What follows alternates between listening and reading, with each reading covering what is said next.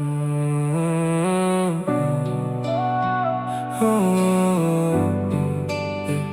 Oh, oh, yeah.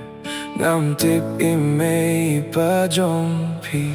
cùng nô kỳ hong a ca chinh y jong y kim qua ban yo hi ba ye lang bat pi ha ca jing im nga long u batili wat tiam id wat tu jing kir men nga tip ngin sa ya shem wat la ki pinj ga ya nga bat pi ngan tom ki la ban yo lin ti nga tip ba pis ngau si iya tu hang awat buria ngam qua ba min siem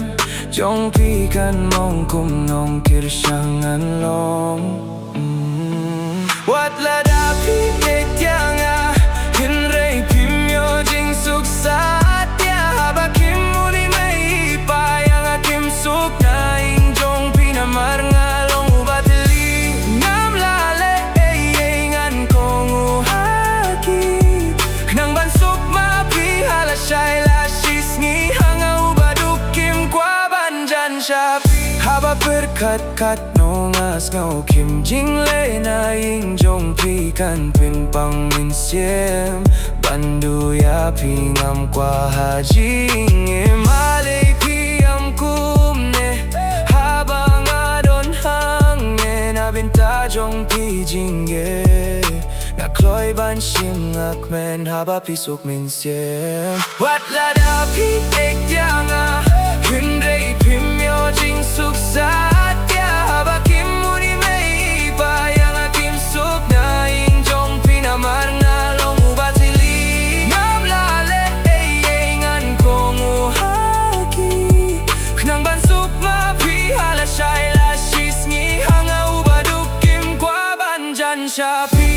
yang a kim mun kim suk na mar nga de u kun ba du ki ai đâu da kum wei yang a kim suk ki qua đâu ấy na mar ngam don nang ne ha per te wat la la pi ek tiang a hin rei pim yo jing suk sa tia ba kim muni mei pa yang a kim suk na ing Jong Phi na mar nga long u ba teli ngam la le ngan kong u ha ki nang ban suk ma pi hala shai la shis ngi Shop